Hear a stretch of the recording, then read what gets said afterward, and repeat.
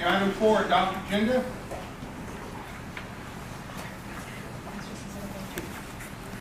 Motion. Yeah. So you move that we adopt the agenda as written? Is that what you said? I'll second. All right. We have a motion by Director Wright, seconded by Director Schaffner to adopt the agenda. Any discussion on it? All in favor? Aye. Aye. Opposed? I move that we table the minutes. Bill Parkman is out of state today and he was not able to get the minutes to us. So I second that. Just to keep it clear. we don't need a motion to table it. So motion made by Director Wood, seconded by Director Donna Morris. All in favor? Aye.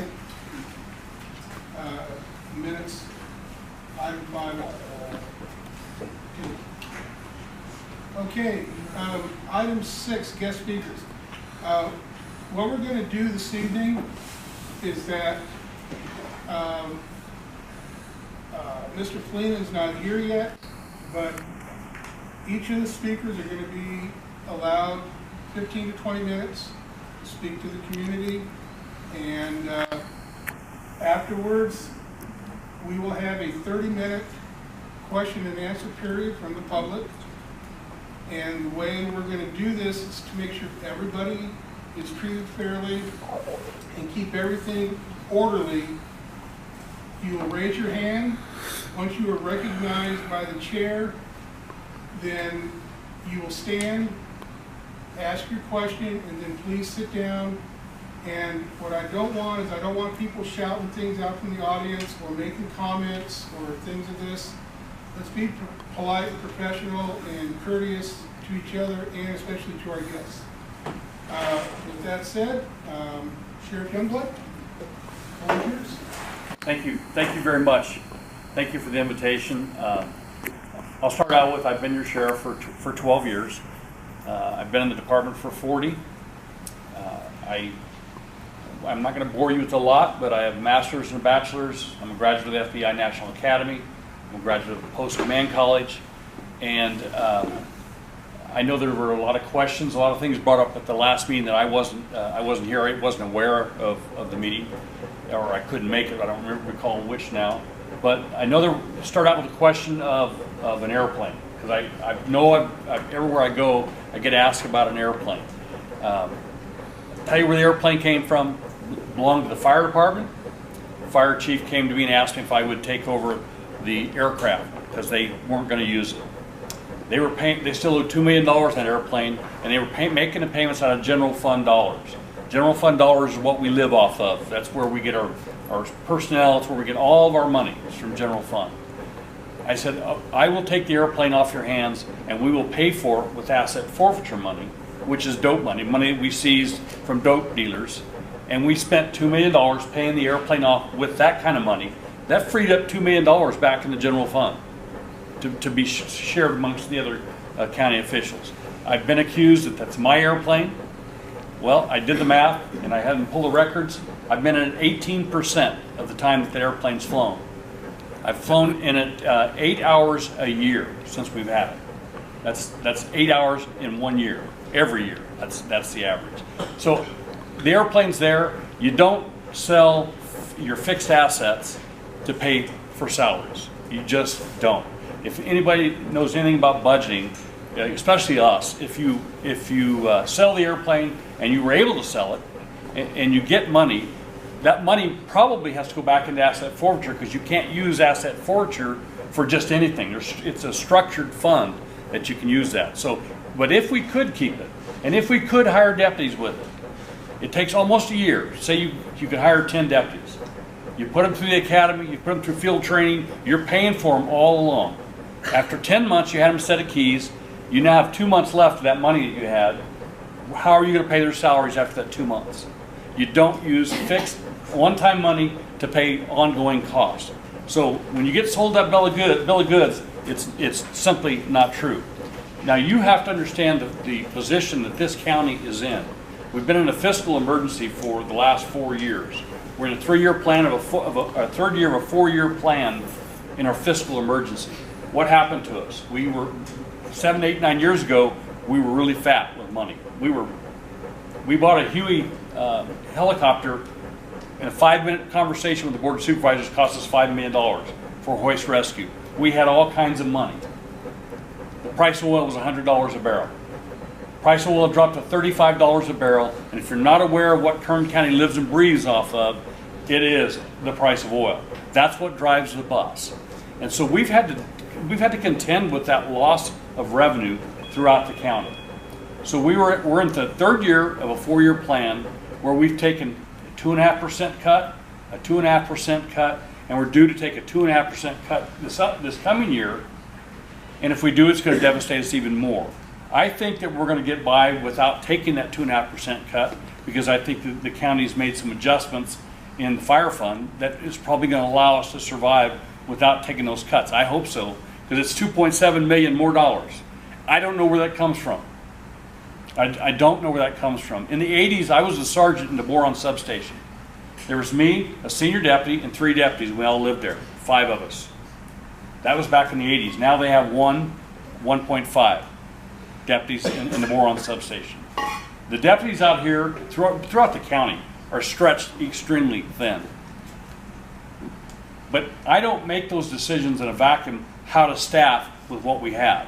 That's why you have an undersheriff, that's why you have chiefs, that's why you have a commander. Every budget year I sit them down and I give them my priorities. Here's what's really important to me. Now go give me a budget. And they go sit down and they spend a lot of time putting a budget together, and they come back and they say, here's what we think, what we can do. That's how the Ridgecrest jail got closed, if you remember. People in Ridgecrest were very unhappy. But I had a choice. Close the Ridgecrest jail and divert all bookings to Mojave, or take more deputies off the streets. And I don't know where you're going to get more deputies to take off the streets. When a deputy in Rosamond retires, quits, gets another job, there's no pool of deputies to replace him with. There just simply is not.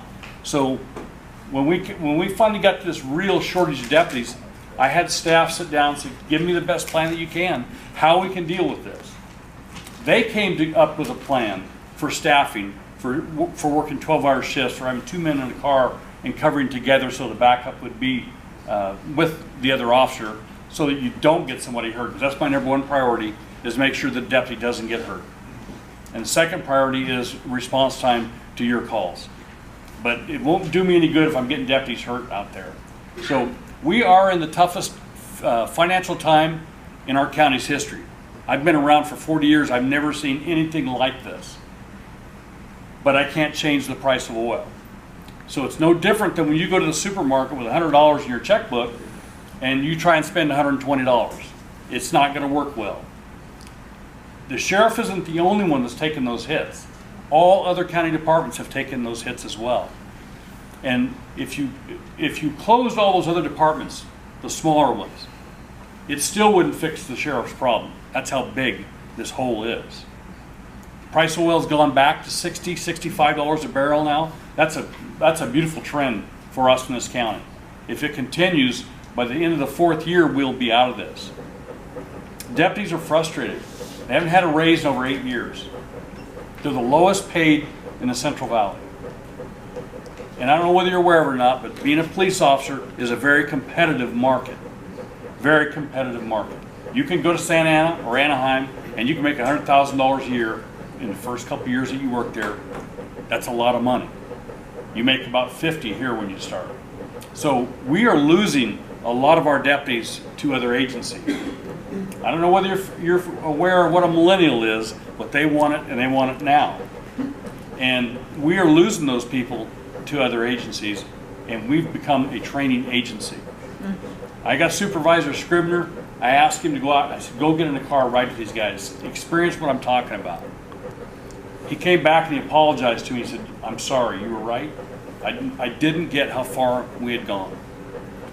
They funded 1.7 or 1.3, I'm sorry, to start a new academy. We've graduated those people. They then gave me over another $1 million to start another academy. They graduates next Thursday. That's 32 new deputies. They will start going into places after they go through field training. They will then funnel into the vacant positions that we have. But the problem that we have is when you graduate 32, it's been almost a year since we started that process of hiring, we may have lost 35 to retirements, to other agencies. So we've gone backwards. So this next academy is actually over hiring in a sense. We still have vacancies. We still carry vacancies to meet salary savings, to meet our budget, because I can't spend more money than I've got. It is the toughest time I've ever seen. And you have to blame somebody, and the sheriff's right at the end of that. I take that, but I can't go out and spend more money than I have. The deputies that are working the streets today are doing, well, doing a different job than when I was there, because you're dealing with a totally different clientele than what we dealt with 20 years ago. These people in the streets today are willing to confront you with firearms. They're willing to resist and fight you. It wasn't like that 20 years ago. 20 years ago in our high schools, a fist fight was a big deal. Not today. Today it's a knife fight or a gun fight. We shoot someone in our county almost every single day. Somebody shoots somebody. They don't all die. They're not great shots. But it's a violent society that we live in, and we are probably have less deputies today than we've ever had. In the 90s, I was the patrol commander in Bakersfield. I fielded 90 deputy sheriffs on patrol. Today we're fielding between 50 and 55. And the population's what, almost doubled? So it's not an easy time. It's not fun time for us, not fun time for the sheriff, but it is what it is.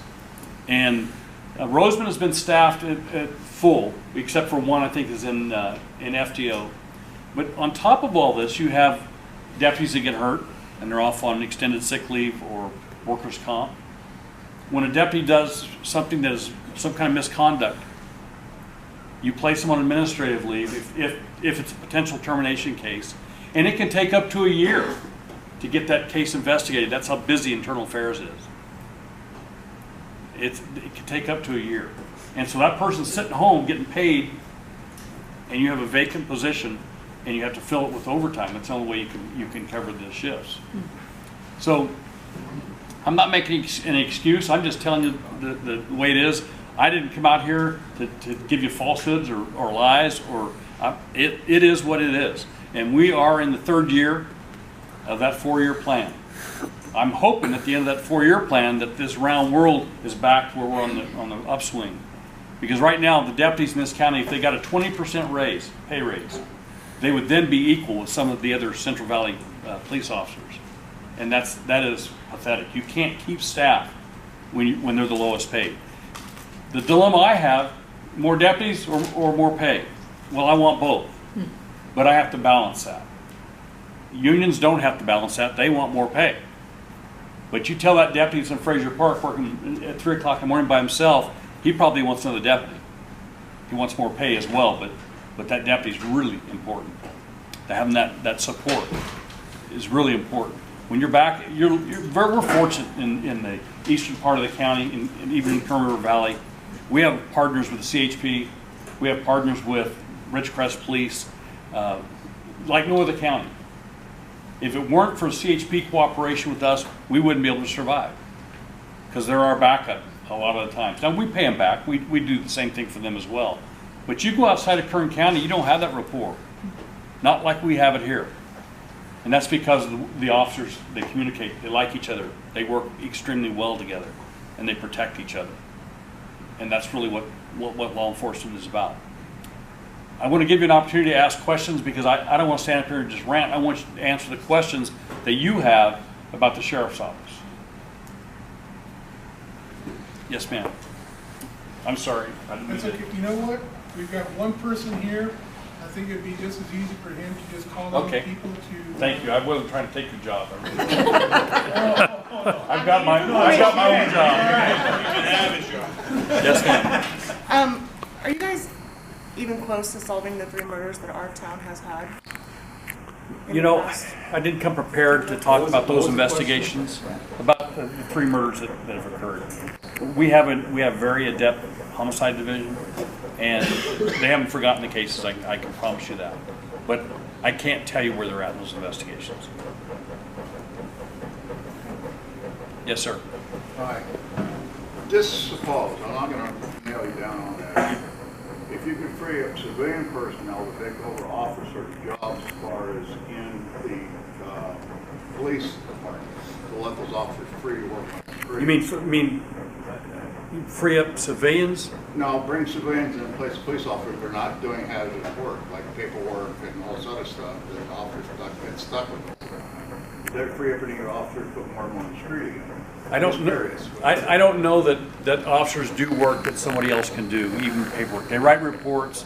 The state of California has inflicted a lot of pain on law enforcement. The new RIPA laws, the reporting laws, they do a lot of reporting. I never worked for LAPD, but I worked in the LAPD. I watched them do that one time when they were short of police officers. They let civilian people in, they let the officers loose, they could put them back on. We have cut a huge number of our civilian staff.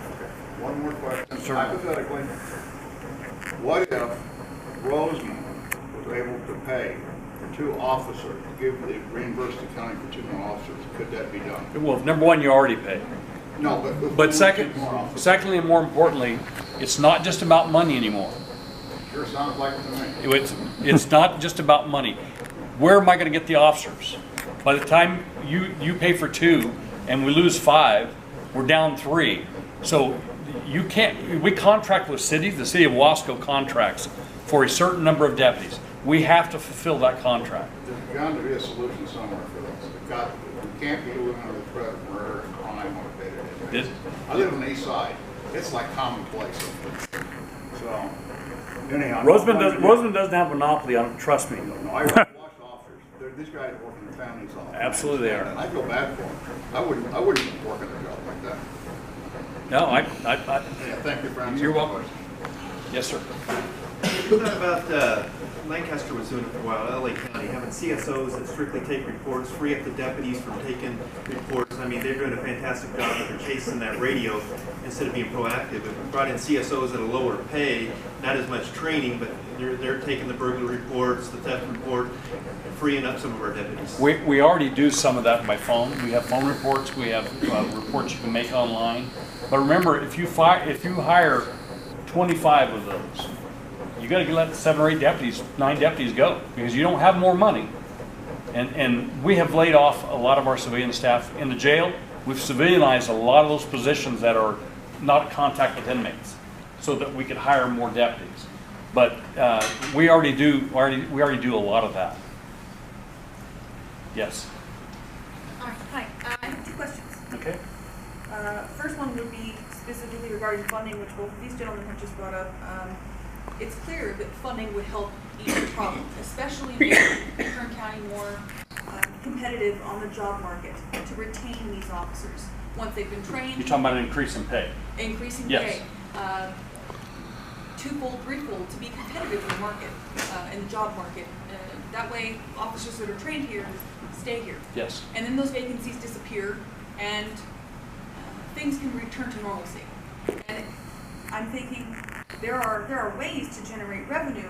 Are you in any talks with the county representatives in trying to get something agendized to address that, such as the booming marijuana industry, farming marijuana, taxing those farms, having that money go straight into Kern County, not the state of California, not the federal government. I'm not a fan of And it. you don't have to be a fan of it. Yeah. If it works, it works. No, it's still a federal felony.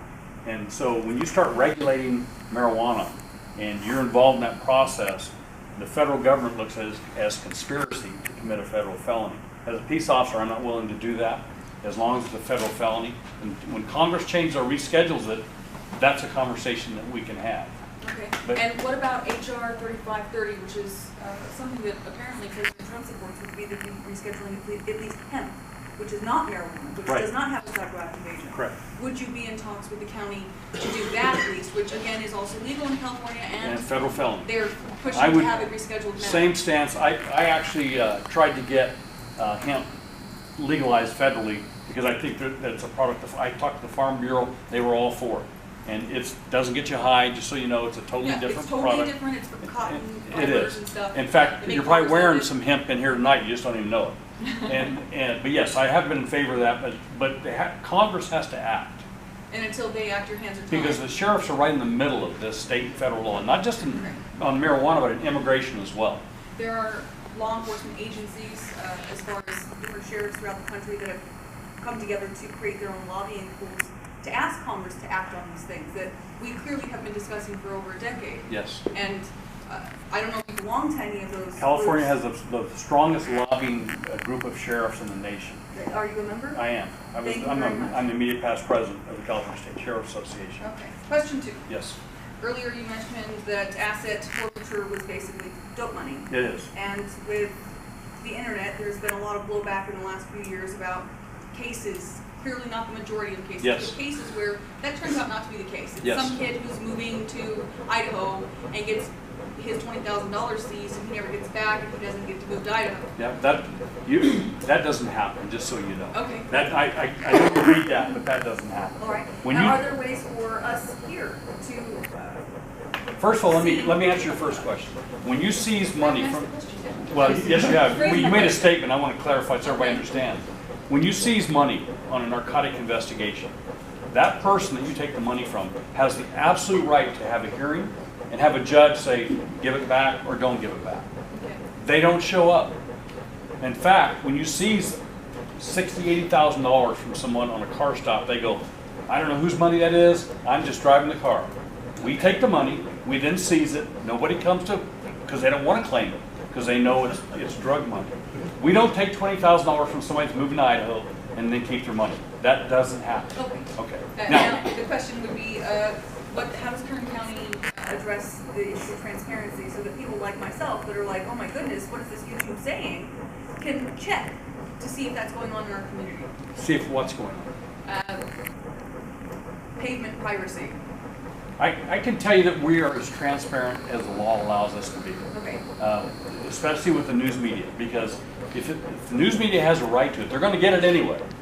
And I believe we might as well give it to them right up in front and just, take the edge off, be in front of the story as opposed to behind the story. Now, the Peace Officer Bill of Rights doesn't allow us to talk about internal affairs investigations. So if an officer is accused of an administrative investigation and is disciplined, I can't share with you that information. It's illegal. I can tell the person who made the complaint it was sustained. I can't tell you what the discipline is. What means of transparency is it that you have employed? Is there a database where people can just check things online? Or do You have Megan's Law, you can go online, you can find out, there's some things that are public record and some things that aren't. And it's not just a clear line. So we have staff, when someone makes a public records request, we have attorneys, we say, is this releasable or not? If it is, we release it. Doesn't matter what it is. Thank you. Sorry. Yes, sir. Thank you. So I would just like to know what the solution is. So if you're rerunning for sheriff, we vote for you to be sheriff. Then why are we voting for you? Like, what's the solution to the problem that we're having with law? First of all, it doesn't matter who the sheriff is when the lowest $35 a barrel, or for that matter, $60 a barrel, because we have reorganized our department over and over, and we have cut everything that we can cut that's reasonable to make our budget. And it doesn't matter who the sheriff is. I don't make those decisions in a vacuum. It's done with staff, people who work on the line staff. They make the recommendations. It was the most unpopular decision I ever had to make, close Ridgecrest Jail. They were very angry at me because it's my fault. They wanted me to take deputies away from somewhere else, not Ridgecrest Jail. I didn't. I couldn't, because it's not the right thing to do. So if you're asking me, can I perform miracles with the budget? No, I cannot. I've worked with what I've got. I'm not going to lie to you and say, you should vote for me because I'm going to do this, this, or this. I'm doing everything that I can right now to make this department function at the best that it can. And I don't do it alone. I do it with an incredibly talented staff. Yes, ma'am. Question. How many marijuana shops are there in Bakersfield or Tehachapi? Nobody knows. There's that many, literally. You have some that pop up every day. You close one, they open up someplace else. Because Rosamond seems to be central of Kern County right now.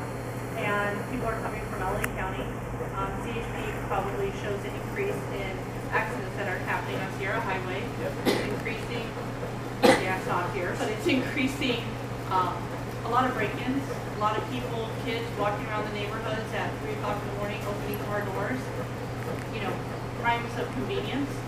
And it doesn't, and you if you see that increase in our small community, I think that we should be able to pull a deputy or two from another community that's not so, especially in the evening, Please tell me so where it's spread not. out. Please tell me where it's not occurring. Well, we're a large area. Rosamond's not a large area, but East Kern County is a very large area. And when nighttime hits, from what I understand, Ridgecrest police are dark, Tehachapi police are dark. So our deputies are then spread from Rosamond to Tehachapi all the way to Ridgecrest. That's right. 2 deputies on call. Some nights, that's Yeah. correct. How are they because- going to be where you need them when there's 100-mile It's because of the number of vacancies that we have not filled. That's why we have the academy going now. How many of them are going to come to us? Well, you're full. You have one person that's in field training. When that person comes out, you'll have one more. Boron is down. Mojave is down 7. Rosamond is not being hurt any worse than any place else. I promise you that. And the crimes that you're talking about are occurring all over our county. And part of what's happened is Prop 47 or Prop 57. We've decriminalized everything, and no one's held responsible for accountable for their actions. And I have just one more question. Yes. I'm a member of the Rosamond Rotary. I'm a newer member, but I like to say I've been voluntold for many years. And every year we have a sheriff appreciation dinner. I've been actively helping with those dinners for about 5-6 years now. And from what I understand from members that have been members since the very beginning, they've invited you for years and you've never come into one. I wouldn't say that I've never come to one. I know I've been to. They have them all over the county, just so you know. Every community has them. And we've invited you every year. And I try and make those when I can. But I got to tell you, this is a huge county. We have 13 different substations that we do all this stuff. The last meeting we had here, or the one before, I couldn't make it because I had a commitment someplace else. If you invite me to that far enough in advance where I book it, where it's booked, where that's where I'm going, I'll be there. But I can't get an invitation 2 weeks before it and already be committed somewhere and then cancel that to come to that. No. But I'm proud of those Well, options. some of our times, we have to work with our sheriffs to make sure we can get the most amount of sheriffs there in a time frame, and sometimes that is, and literally, the moment we get that date, we send out notifications. So, it's working with our sheriffs. to get I that would done. And suggest- this year we did Mojave as well as last year. The next time, call and talk to me, Okay. not my schedule, and then I'll be here. Okay, All right, thank you. Dennis? You know, when I was giving tours of the base, one of the things I used to mention on every tour is that the base is in 3 counties, including Kern. And Kern County is larger than the state of Massachusetts. That's the kind of territory that he's dealing with. Now, I gotta tell you, I was kind of shocked when you said you couldn't perform miracles. Well, I'm and just so shocked out of my socks you're now. correct, it's New Hampshire, Rhode Island, and Connecticut combined are smaller than Kern County. Right. We're the same size as the state of Israel, Kern County. Yes, sir. In addressing your retention issues, losing deputies to other agencies, do you have, or can you put in place that any person that goes through your academy agrees to stay on for a minimum of 2 years or we 3 tried. years? You tried to fight me, I tried. Here's what the courts say you can charge. The cost of the training, it's $1,500. When you go apply to Anaheim or Santa Ana or one of those, they say, don't worry, we'll pay it for you. In fact, we'll give you $10,000 or $15,000 to sign on with us, signing bonus.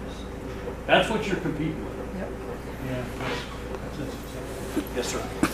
So we've determined that we have a crime issue and deputies are. We can agree on doing that. the best they can. What is your policy on, or have you thought about changing the CCWs to a shall issue if there's no felonies, no misdemeanors, instead of having to come up with a reason to carry? Yeah, I don't have a problem with the shall issue as long as I have, or any sheriff has the ability to say no. Because I've had people sit in my office with a total clear criminal history, and my gut screams, do not give them a gun permit. The guy comes in and he says, I'm having a problem with my neighbor, and I'm afraid of him, and I need a gun to protect myself. Wow, there's a lot of clues in that. Right. Yeah, there are. There are. But I will tell you this, when I was elected in 2007, we had 1,596 CCWs in Kern County. Today we have over 10,000. So I give them as often as I can, as long as the state requires good cause, I can determine what good cause is. All you have to do is be a little bit innovative. I don't turn anybody down unless they have a criminal history, or unless my gut just screams that this is not going to work, because I have an obligation to protect those other 10,000 CCWs. Can I just add on to that?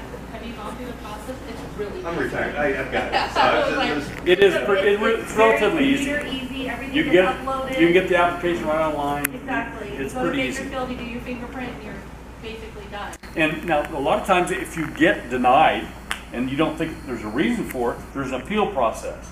And if you get denied again, there's another appeal process until it comes to me. And a lot of times, the sergeant or the lieutenant just aren't comfortable with whatever, and it'll come to me and I'll either approve it or not. But the one thing you can't do is leave something off the application. Automatic disqualification, you're not going to get it. You know, I forgot I got arrested 25 years ago. Sorry. You know, so you got to be open, totally honest. Yes, sir. One more question. You said that twice before. Yeah. I can count, believe it or Okay. not. I have a 6th grade education, it's pretty kicking in tonight. Has a county, there's one little town here in California that got overrun with convicts. And the crime rate was astronomical. They voted to increase, and I believe it was 2 cents on the sales tax, and they were hiring 5 more Yeah, officers. it's a great. Well, this is also the board over here. I want to find out, has the county looked into raising sales taxes by a penny or a penny and a half? You guys need to watch the news more. Well, no, I presented to the Board of Supervisors a half-cent sales tax to help fund law enforcement and for hire more deputies. The board would not let it go to the people to vote. You have to ask them. I stood in front of them. I said, let the people decide whether they want to pay for that half-cent sales tax to help fund the loss of the deputies we have in this county. Well, I'm just telling you what happened. That was 2 years ago. Well, okay, that's something that might come Because up. Republicans don't raise taxes. That's why. Well, sometimes you have to look past it. Yeah, the sheriff is not partisan, not Republican, not Democrat. But we'll, In theory. but we'll fund the high-speed rail project, right? Yeah. Well, if we ever find out how much it's going to cost. Yes. Justin had a lovely comment that we don't, unfortunately, when you say we don't watch the news enough, any sign up that you do for cable, anything out here, it's all LA. We don't get current. I know. It's impossible. The only thing that we can get is whatever channel 23 Yeah, or Ridgecrest is the same way. They don't And get so the by even saying newspaper that, out there. it's a little demeaning to us. Well, I was being facetious. I'm sorry. If I offended you, I was being facetious. But when I stood in front of the board and said, let the public vote on this, and let them decide if they want to pay for this. And you can ask your supervisors, ask Zach Scribner if I did not stand and do that. Because I saw what was coming. How did he vote? It was 4-1, and ask him how he voted. Anybody else? Any other questions? Yes, sir. Yes, sir. First, thank you for coming out here and talking with us. Sure. I've lived here in this community for 28 years. I'm the father of 3 children who will attend schools here in our school district. I have a grandchild who's attending school here. And I think it's no secret anybody here in the room of all the active school shootings going on in the country, especially in Florida, February 14th last month. I think most of us are not also aware of the shortage of deputies here in the community throughout this eastern part of Kern County. And our point is, we also, I think approximately 10 years, 12 years ago, if I'm wrong, we did have a deputy here who was under contract department. His name was Deputy Kesey. He was here, I believe, the county was 3 years. And at the time the contract was not negotiated, my understanding, and we no longer had him here in the community. So I'm just really to point that now, just hypothetically, we have an active shooter at one of our schools here, like high school. And I've been long enough, and they have a scanner. Sometimes our deputies are in the community, they can be here 1 or 2 minutes. Other times they're spread way out in the west end of the county, or they're up in Mojave County, he's up there. Obviously, law enforcement here, obviously the response time is going to take longer and longer get here. I know sometimes the CHP, if they're here in town, they obviously will respond here. I've lived here long enough, seen that. Sometimes they're not here in the area. Busy on other calls in the area. Obviously, every minute that you wait, it's going to grow more and more volatile. The sheriff's going to have more opportunities. And our teachers and school personnel obviously are not armed on campus. So my question is, not to be antagonistic, obviously, of course, sir, do you have any suggestions what we do about it in the future? Or any suggestions, or does the county or department have any plans or anything like that? Yeah. Thank you, sir. Yeah, we do have school resource officers throughout some of the schools in the county. They have to contract with the county to have that school resource officer there. It's up to the school district if they want to do that. I can tell you that the percentage of time the deputies spend are more in Rosamond than any place else. Why? More calls for service, higher crime rate. And we have the stats to back that up. Go to Moron, there's very few calls for service. But it does, when you're the one that calls, it doesn't matter how many calls for service. School, if we have a school shooting, every law enforcement officer in this area is going to respond. I don't care, even if we have to call LA County, they're going to come if we ask them to. And if there's a school shooting, that's exactly what happened. We had one in Taft not too long ago, and we had that in less than 30 minutes. We had that place saturated with cops from every agency that you could imagine. So the only way you're going to have a school resource or an officer on campus is if you've contracted for a school resource officer, unless it's just by coincidence. Unfortunately, we aren't mind readers. We don't know when a crime is going to occur or where. We have to just take our best guess. And as a patrolman, you try and stay in the place where the calls are the most active, which is Rosamond. But I still can't make deputies unless I have money. I can't hire them unless I have the money. And that's where we're at. And now we have, to compound the problem, we get 1,000 applicants. How many do you think we'll get out of 1,000 applicants? No, we'll probably get 40 at the end of the day. And then you start that academy, and you're going to lose 5 or 6 or 7 of those the first 2 weeks of the academy. Your resource pool is not that big. It isn't. The drug test is a big eliminator. From all over the country, not just Rosamond. Don't put words in my mouth. We have a lot here. We'd like to get rid of them. Yes, sir. That's been 30 minutes, and I want to thank Sheriff Youngblood for coming. Could he ask this question? He waited. He waited. Yes. I'll let you know if I made a mistake in just a minute. County Council was up last month. Yes. And they're not going to use the laws on the books to shut these places down. They're waiting to do it civilly. Yeah. And it's just, I mean, we've had people all last year coming up and said, first of the year you'll not have any, and then it was 2. Now we still got 9 and growth. The state of California, this great state we live in, every time we take one to court, the judge changes the rule. And we then have to store the marijuana. And if we didn't, we got to pay them for the value of that crop that we took. So we went to code enforcement to try and get to close these places down. But they don't care whether they have a license or not. They go in there and they open up, and they'll be there 90 days. And by the time you go in and start to do something, they move and they go someplace else. That's a tough, that's why Congress has to act. One way or the other, I don't care what Congress does. Just do something. Yeah. Make it legal or illegal, one or the other, so that we can do our job. Yeah, something's got to happen. Because we're in the middle of that. And just in the same way with immigration, we're right in the middle of that. And it's not a good place for law enforcement to be. And real quick, you do know that CHP has really been picking up the slack here. Yeah, I'm really aware. I really am aware of that. I am. Okay. Yeah, it's just, we are very appreciative of the CHP. And we should be, because not just here, throughout our county, CHP really has bailed us out through this fiscal emergency. Anybody else? Okay. Thank you, Sheriff Youngblood. Thank you.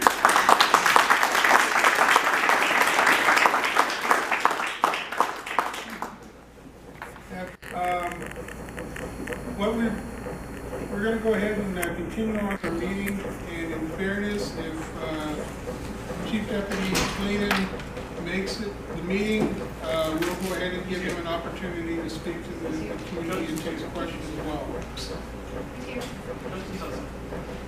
Well, I'm not aware of where he's at, but right now we're going to go ahead and start off with community reports. Kern County Sheriff's Office.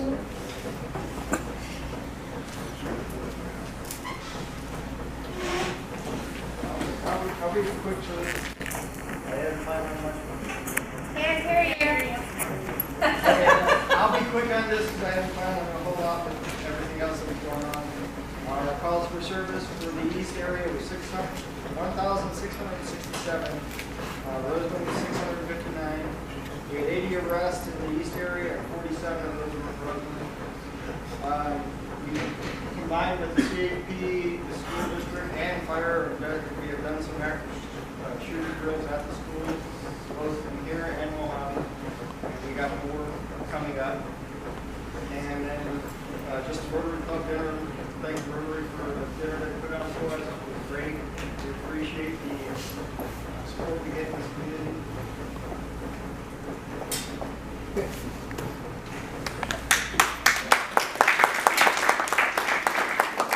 California Highway Patrol. You're off. Way to go, John. I'm Lieutenant Williams, California Highway Patrol. I'm the commander for CHP. We cover all of Eastern Kern, 980 square miles from Avenue A all the way up to Pearsonville. So it's just a small area we have. We have a new officer I want to introduce you, Officer Byerly.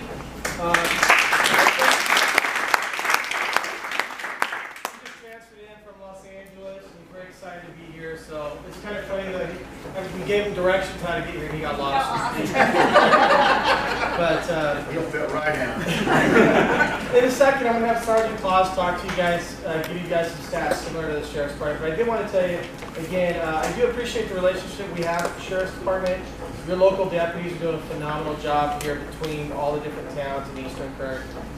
We've been doing active shooter training. I think it's important that all the agencies get together, work together, and your local deputies are doing a phenomenal job with us. And so I do appreciate their assistance. And I think when hopefully, if something happens, your law enforcement's going to actually be able to handle it here. We're going to take care of business.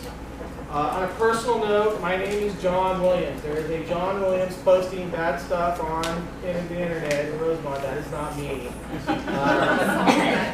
I support certain types of dogs, and I'm not going to go out there and slam one particular dog. So if you guys are seeing all that and you're seeing some bad things, that is not me for the rest of the stuff. That's your story, but Yeah. we have the other story. Yeah, one of my best dogs was a 110-pound Rottweiler, so I'm with that too. So she knows that. But anyhow, without further ado, I'm going to hand this over to Sergeant Claus, who's going to give you our stats and talk to you about an open house and a couple things we have going on. Sergeant Claus, I've been Mojave for a little while now. Again, we're working hand in hand with deputies. For the month of February, our dispatch center fielded 1,550 calls for the Mojave area, and again, that is from Avenue A to Pearsonville. But of those 1,550 calls, 291 of those calls were for the Rosamond community. Out of those calls, we ended up with 13 in-custody arrests. 9 of those calls were injury collisions. 9 of those calls were property damage only collisions. One of those was a felony hit and run situation causing major injuries. 4 of those were misdemeanor hit and runs, meaning no one was injured, although property was damaged. We responded to 21 reckless driving calls in the area, and kind of follow along with Lieutenant Williams, we did respond to one loose dog call. Unfortunately, we weren't able to find it, but we do care about your pets, so you're going to respond to try and take care of them. One thing I'd like to kind of pick up on, I talked about a couple months ago, was we just opened our Explorer post back in Mojave after many years of being shut down. Earlier this month, our kids, our young people, went through their first initial academy to be explorers. Now, once they graduate from that, they'll be able to come into the office and assist the officers with office work and also go out in the units with our officers. So here in the near future, you might be seeing some young people in patrol cars with our officers that can come out and help, take statements, do some non-enforcement type activity, but you're going to see that with our officers here real soon. Let me see. I do want to mention that coming up in April is National Distracted Driver Month. So we are very much pro safety on our driving. So we are going to be out there looking for the distracted driving, and most of that anymore is cell phones. You know, the cell phone laws are very particular anymore. It has to be hands-free. You can't have it on speakerphone and still hold it up in front of you. And just as a matter of information, you know, a lot of people think, oh, I just 1 or 2 seconds is all it takes. Well, if you're, I'm going to assume everybody drives the speed limit on the freeway, which is 70 miles an hour out here. In that 2 seconds, you've gone 220 feet, which is the better part of the football field. You may not think anything's going to happen, but that's a lot of distance. Again, that dog might have run out in front of you and you never saw it. Bad things happen in small amounts of time. So be aware that we are going to be out there looking for the distracted driving tickets. And Lieutenant Williams, big news, we are planning an open house event at the county office. So we're inviting everyone. It's going to be in the middle of June. I believe it's on the 16th. It's a Saturday. We're going to have live demonstrations. We're going to have a K9 unit. We're going to have an MRE truck to go over the commercial stuff for people who like the big trucks. We're planning on having a helicopter land there and a pilot, so people can interact with the pilots and see the units. We're going to have a motorcycle there, so the kids can jump on the motorcycle, take pictures. We're going to have live demonstrations. If anybody's interested, we might be able to work out a ride with a taser. We'll let you feel what it's like to be on the seating. Personally, I don't recommend it because I've been there, done that. It's not fun. Can we taste husbands? We'll talk later. But one of the big things that some of you may recognize is we're going to have a special guest show up that day, and it's kind of near and dear to my heart, being I'm the sergeant of the area. Sergeant Contreras is going to be there. Robert Pine is going to be at the office. For those of you that are old enough to remember the old chip show, I'm getting a lot of blank stares. No punch? No punch. Just Sarge. Sarge's going to be there. So we are in the process of putting together a flyer to send out to everybody. That's going to be available here real soon. So if you not already on our mailing list, you get that. Call the office and we'll see what we can do to get you on that list. One more thing I wanted to say is again, what Sergeant Anton said about our schools. I mean, obviously it's a big issue right now. I just went to a meeting with Sergeant Anton and the lieutenant yesterday at one of the Mojave schools. Your teachers are very engaged. They're concerned about your kids. One of the big things I took away from it is we had a lot of questions about how do we increase the relationship between the kids and law enforcement, because apparently a lot of kids are afraid of us, which I don't like. I hate it when people come up to me and say, see, if you don't eat your vegetables, he's going to take you to jail. That's not my job. That's your job. That's not my job. I need to be their friend, so when something happens, they run to me and say, please help me. Yeah.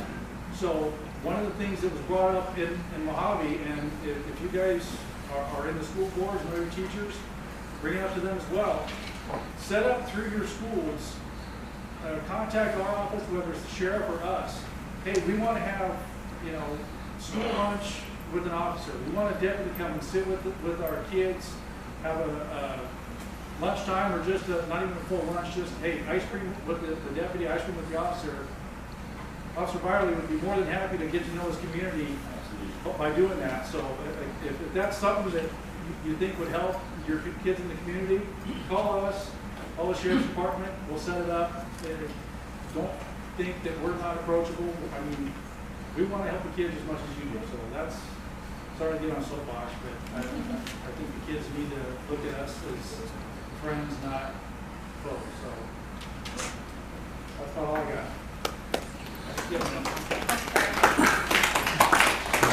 The Explorer program, what age group is that?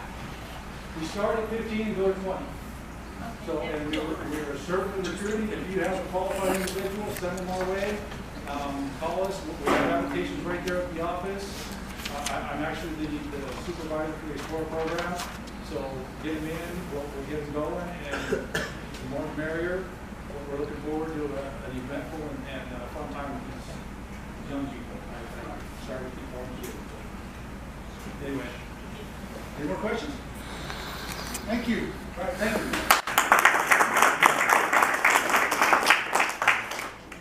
Okay, I see that Deputy Flynn has arrived, but let's go ahead and finish the community reports, and then we'll let Deputy Flynn come up and speak. Kern County Supervisor's Office. Good evening, everyone. John Antoneris. What I have to report from the county since last meeting is actually could have some significant impact for all of East Kern. If you are not aware, there was a ruling earlier this month, or actually kind of at the end of last month, and it was Kern County versus Maldef, and this is what has to do with the district lines that have been set in all of Kern County. The federal court in Fresno determined that the county has to redraw their district lines. And this has to be done by the end of the month. So it's going to affect the June election. There will not be a primary in June. And the Board of Supervisors, along with representatives from Maldef, who were the ones who brought the complaint, the lawsuit against the county. Maldef is the Mexican American Legal Defense and Education Foundation. I believe that's the acronym. Anyways, the potential ramifications are this. In a worst case scenario, East Kern can turn into one large district. So that would mean that instead of having two supervisors representing East Kern, it could be that all the way from Ridgecrest down here to Rosamond, all of East Kern can be one district. There are a number of different possibilities that can happen, but the lines are going to change, and we don't know what exactly is going to happen at this point. All the supervisors, or at least a majority of them, need to come to a decision on what the redistricting lines will look like, and the representatives from Maldef need to agree to those lines. So we do not know what the new districts will look like, but could be some significant impact to the way that the county is divided. Yeah, correct. John, you know, that's the first I've heard about this, but what really troubles me about that, you know, I understand, you know, Maldef and you know, the courts and everything else and redrawing different lines. It's happening all over the country. And I don't have a problem with redrawing the lines. But right now you have a 5-member supervisory board. And we have 2 voices for East Kern County on a 5-member board. So we're already at a disadvantage as having voice. And if you take one voice away, we're going to have one voice for Eastern Kern County, and you know, we're not going to. I got a feeling the other 4 supervisors are just going to basically not care what happens on this side of the mountain. There are 2 supervisors who are going to continue to fight for two districts with East Kern. So, of course, Supervisor Scrivener and Gleason are going to advocate retaining 2 districts in East Kern. Now, the way things might change, I do not know.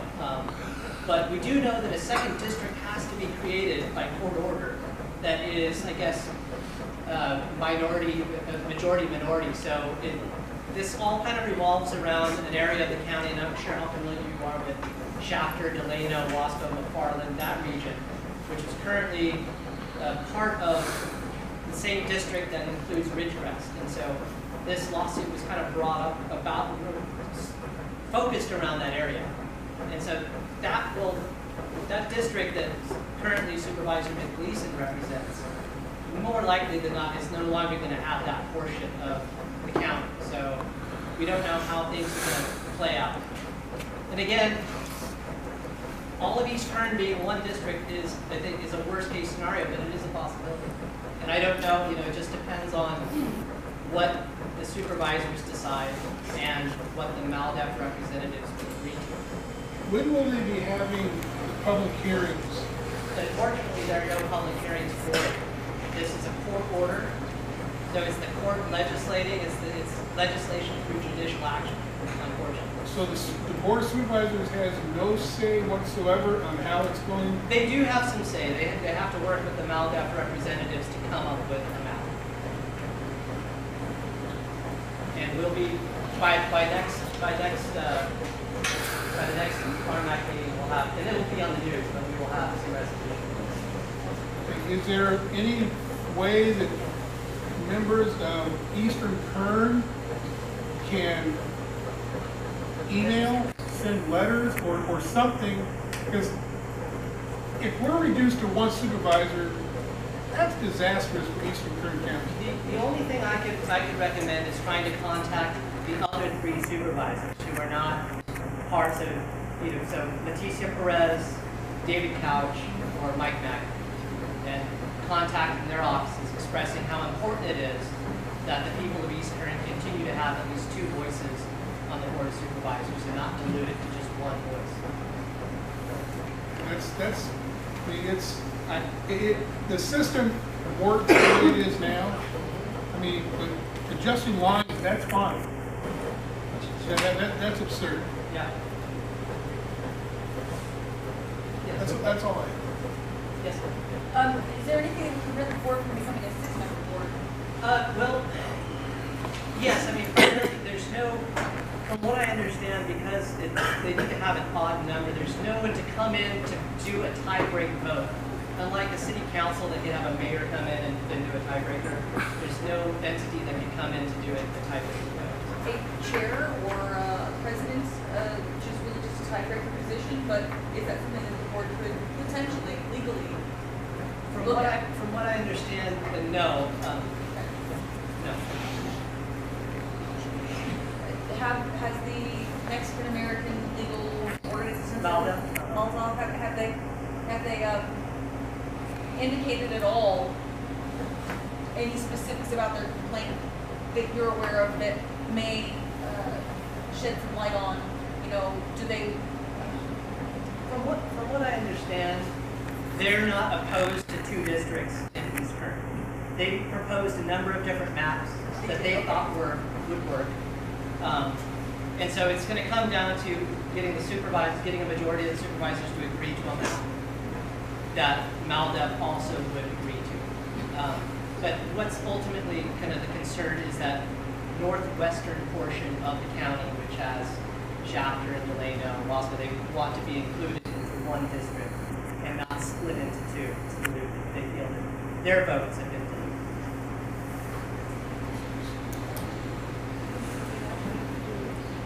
Any other questions? Thank you, John. Okay, somebody from Tom Lackey, anybody here from his office?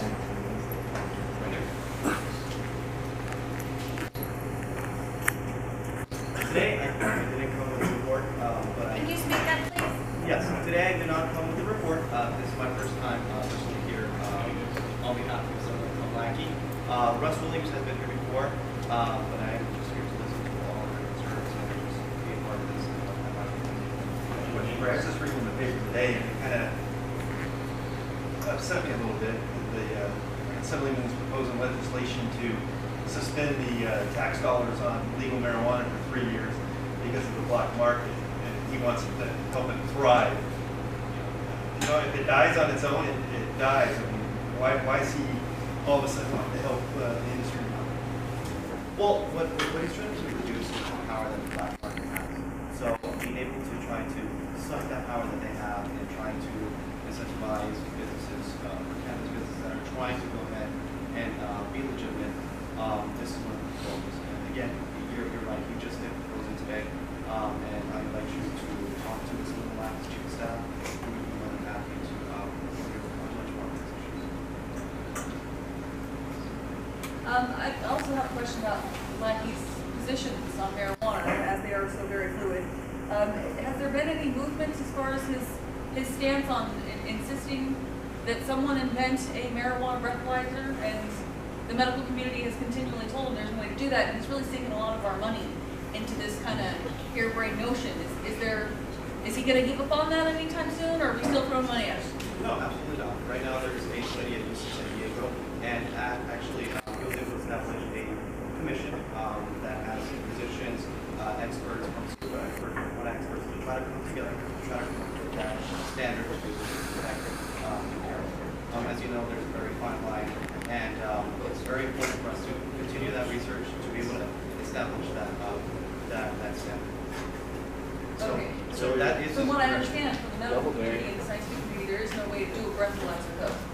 So that, is he looking at some other way around that? Yeah, that's CHP, that commission, that's actually being headed by the CHP commissioner, is actually going to come together to try to test different types of technologies and establish public protocol. So they are, that's one of the decisions that they will be able to arbitrate, trying to look at what's the best type of impairment type of technology that can actually provide an accurate test. Okay, I read recently that basically they decided on like a blood test or something would kind of be the go-to method, but that there was some confusion because there's no time stamp on that. Is there any behavioral test that could be performed that maybe we can look at something that doesn't go counter to science? Yeah, and I think that really falls along the lines of the expertise of, let's say, an officer, a CHP officer, a sheriff's officer. You know, the first sign would be for them to detect some type of impairment, and then what will follow is some whatever type of standard looking into whether they are impaired or not, whether it's a breathalyzer or different types of tests. Okay. But I invite you again to get in contact with our office. We'd be more than happy to help you. Did you mention your name when you stood up? My name is Brian Anguiano. I'm What is it? representative. Brian Anguiano, and I'm a field representative for Assembly and Toll. Brian, I heard the speech that Mr. Rackford had made before, and he refers to sales of illegal being put underground and taking it away from them. Does he not realize that they just don't sell marijuana, they sell a different drug coming in? And the more pot that's out there legal, means they have more of a base for narcotics. But that's just the way it works. Yeah. And I get tired of people blowing smoke, because this isn't gonna correct the problem of making it legal. If you're gonna do that, you might make all illegal substances legal. And that means the rest of us who don't use them are victims. Yeah, and as you know, the legislature is trying to tackle that, and I should say that someone last year is really spearheading this issue. I mean, you know, we're working hard on it. Again, like this legislation that we just introduced today, you know, we're trying to take the power away from the black market. You know, ultimately, whether you like it or not, ultimately the people decided on passing that proposition and now it's legal. It's up to the legislature to establish those rules and regulations. And if we can take the power out of that black market, it's gonna. It was going to other stuff. You're not even paying your ability to raise illegal money. They're going to go into heroin, cocaine, anything that's addictive, they'll be into it. So it's unfortunate, but you can't clean it up the way you guys are going after it. And it's a strategy that we strongly feel could make an incentive for even these black market entities to, if they really legitimately want to go into the legal business aspect of it, you know, this is trying to get them to make that transition. If they're not going to comply, then they're going to continue being illegal. And again, like I said, we just introduced this piece of legislation today, and I invite all of you to get in contact with our office, and we're very, very accessible. We'd be more than happy to answer any questions that you may have. Thank you. Okay, Rosamond Community Watch, anybody here? They just asked me earlier to inform everybody that they're going to be doing a community cleanup on Saturday at 8 o'clock. They're going to meet across from Sal's in the field off the Sierra Highway. They will be providing a light breakfast and lunch afterwards. And that'll be at 8 o'clock across from Sal's on Sierra Highway. Do they only clean up on Sierra Highway? No, they do clean up other areas. They have adopted that stretch of Sierra Highway, so they're required to clean it once a quarter. Have It's actually the worst stretch in the community, because everything blows. I'm not disagreeing with that, but every time they talk, it's always on Sierra Highway. I just noticed this. Last month we did do graffiti abatement on the apartments over off of Rosamond Boulevard and between 15th and Union Street. That Sierra Highway gets so bad. In fact, we had a group out last weekend that assisted in picking up that area as well, and didn't even put a dent in all the trash that's there. It started raining. So, but there was still so much trash that even in one day you couldn't even I noticed put a that dent in it. the car is still by the tree. Yes, Still it living is. in it? What's that? Are people still living in it? They were there today. Yeah, but you know, that's kind of a gray area there because it's not public land. It's, The health department came in and shut it down. what's that? The health department came in and shut it down. It's not public land, so it's a gray area. I think you can't do on public land. Well, you know, there's a lot of Who owns safety the land? hazards. The railroad. Railroad owns it. We need a press, Because we have some severe biohazards in those tree areas where they live, severe. I mean, needles, feces, all kinds of really nasty stuff in there. And it's so severe, you can't even go in there and touch or even walk in those areas. It's that bad. So it's an area that can't be cleaned without those trees being at least trimmed up and brought out and then get a... All right. Rosen Community Service District. No, I don't. We got 2 members here, so which one wants the honors? Olaf? Thank you, Mr. President Woods. Will Lansford with the Rosamond Community Services District.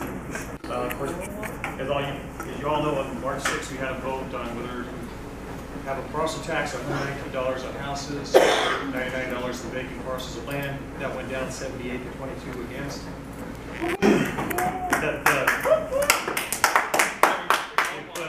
If you want to have an anatomy of what could go wrong with the proper parcel tax measure, that served it's a good primer for that. Obviously, some of the things I've heard, people didn't like it because it was going to last in perpetuity, and I think that's a good point. If you're going to trust people, trust them to go for 5 years or so. Other thing that was too much money. I think that one of the things we gave feedback to the staff was that we could have put a sprinkler park in at West Park for $150,000, add another barbecue area, we could expand that. That could have been on the ballot. People would have bought into that more than where we are going for. Maybe a $49 put on a vacant versus a residential parcel come with a smaller budget. A lot of those things we could have done better. Not have a 3% automatic increase every year. Those things are all important, but bottom line, at the end of the day, if we've done everything perfectly, property tax is still not popular unless we did come out and talk to people first. We as board members didn't get the measure until we only had one choice out of 4 different ways of setting up the tax, and the only one available to us was the parcel tax. We didn't have that much time to think it through, put those things on there. But bottom line now is moving forward. We don't have a meeting next Tuesday night. We have a couple of board members out of town, and then next time we'll be able to talk about whether the park's going to be open, especially the pool won't be until April 3rd. And we need to come up with some ideas, some solutions. Rosamond Community Service District doesn't have any money in the budget to do that. I did talk to Zach Scribner's office about what they could do is if they were going to take over the park. He did mention that last time the county had it, they had more money in their budget and they filled it with sand. So I don't know how much solutions are going to be there. We're going to have to come up with solutions ourselves. If you have anybody who wants to put their name on the park, I talked to Mr. Wolford about that. His dad's name's on that park. He said he doesn't have a problem renaming the park. If someone wants to sponsor it, keep that pool open. If you have any ideas along those lines, that would work. If you have any ideas as far as doing a public-private partnership, someone who might know how to run a pool and say this is how much we need for a budget to run the pool and keep it open during the summer, that would be something we look at. A public-public partnership. You know, someone else who, the public entity would want to do that. Obviously, Kern County, they don't want to take the park back. They want to do a partnership with us. They want to put some more money up. You guys are the RMAC. You're the ones that work. You're eyes and ears for Supervisor Scribner. You've got the power to say, hey, Zach, you know that Don Maven filled it up. way back when with dirt, but we think there's a better solution. I think maybe if you can figure out a way to get some money to the RCSD, maybe we could figure out a way to keep it open. You don't have to take it back, or maybe you can take it back and use the money that's there that comes in the second half of the year, budget year from July to December, from the taxpayers that pay the money in there from the West Park area. So there's a lot of things that can be done, a lot of things you can do as the RMAC, as far as talking to Supervisor Scrivener and saying, look, there's got to be a way. One of you two got to step it up. I'm only one board member. I know that we have very little discretionary money available for Parks and Recreation. We take and put that to pay off the loan that was taken out to pay off the $2.8 million that was borrowed way back in 2008-9. But any ideas you can come up with, I think it's our responsibility as the leaders of this community to figure out a way to keep that pool open. If it can't be done, then it can't be done. But at least I'd like to see it tried. And now's the time to get it done, because you got to hire the lifeguards generally this month, but we have to wait another month or two about to do that. And we'd like to always open up right after Memorial Day, as you know. It's going to last 3 months. It's generally how long the pool stays open. So if you're interested in keeping the pool open, and I think, as like I said, our duty as leaders in this community to see any way that we can do that, then see if you can help us out with some solutions. Public-private partnership, public-private partnership, any advertising monies, anything that you can come out that work on that. Yes, ma'am.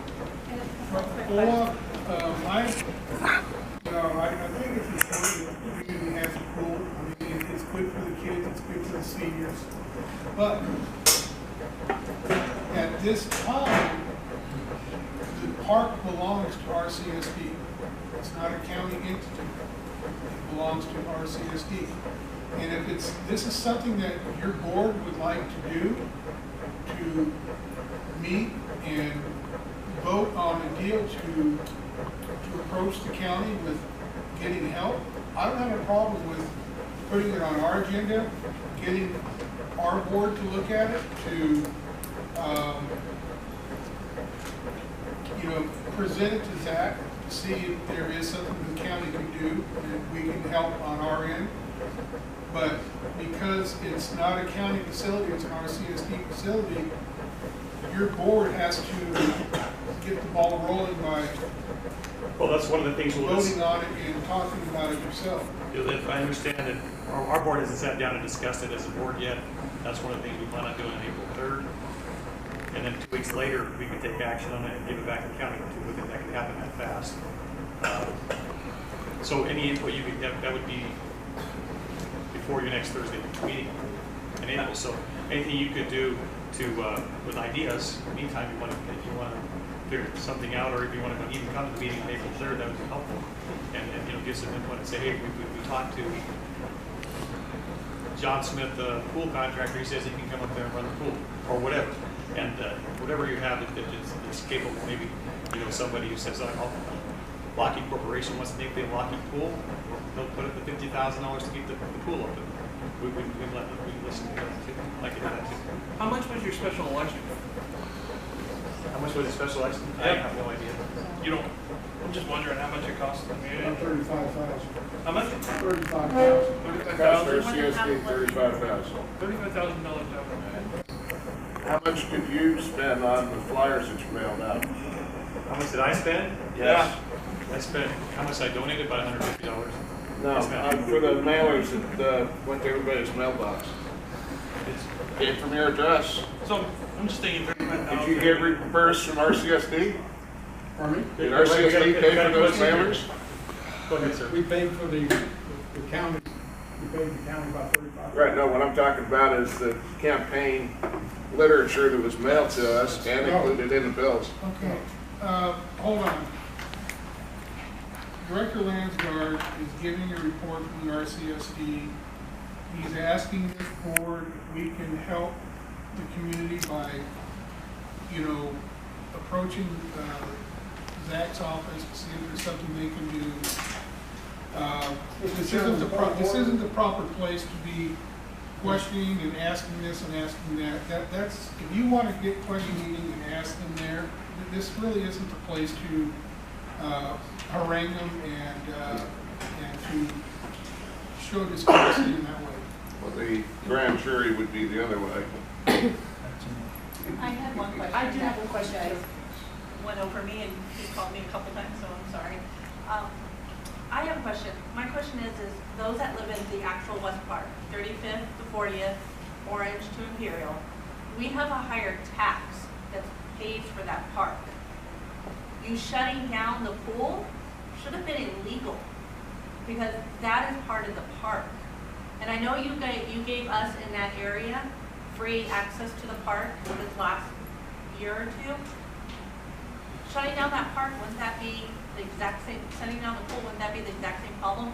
And then the money coming in to pay for the new park that you wanted, how is that paying for the pool? It's supposed to pay for another park. Okay, the second question is kind of moot because they didn't pass. Exactly. But your first question is a county service area that you pay into. It's a county service area. The money first goes to the county and then comes to us. Okay. Because the county gave us the pool back in 2005, and the deal that really wasn't good for the community service district. The Rosamond Community Service District said, "Hey, give us the money, give us the pool. We'll be happy to take it over." Well, the county knows that there was only half. West Park was supposed to have 1,000 people, only had 500, so they only half the money there to do it. They said, "Sure, take it." And ever since then, the Rosamond Community Services District would go in the hole for having the pool. That's just a fact. But then the mute that you said was mute.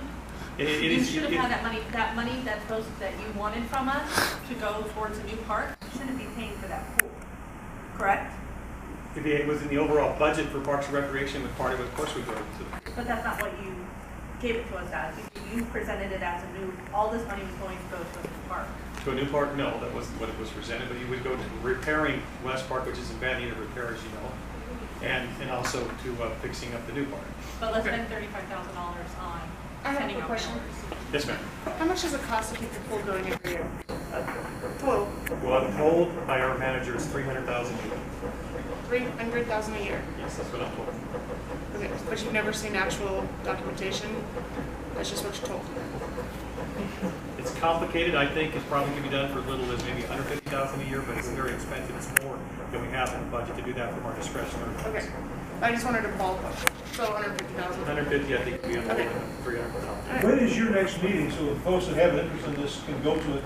It's, like I said, it'll be Tuesday, April 3rd. Tuesday, what? April 3rd. April 3rd at 7 p.m. So, mark that on your calendars, if you get your cell phone, put it on there. There are other important issues, actually, they're more important, that we actually put Mr. McKay on, if he wants to tell you about how things are going with the Water Master Engineering, keeping prices of the water down. He's done a good job with that, and dealing with the Water Master. He attends those meetings regularly. He might give you a quick report on the Water Master, which is 5 people, and their water engineering, and that type of thing. That's his area, and you can talk about it. So, What was the time of the meeting for? meeting's at 7 o'clock. You guys, we got first of all, point of order. Mr. Landstar is one director. We cannot come without the other 5 directors or the other 4 directors asking him to come and talk to you about what he's asked from you to do with the county. He's only one director. And as you know, as you sat on the board yourself, you can't do anything as just one director. That's why I said you needed to go back to your board and bring it up to your board first.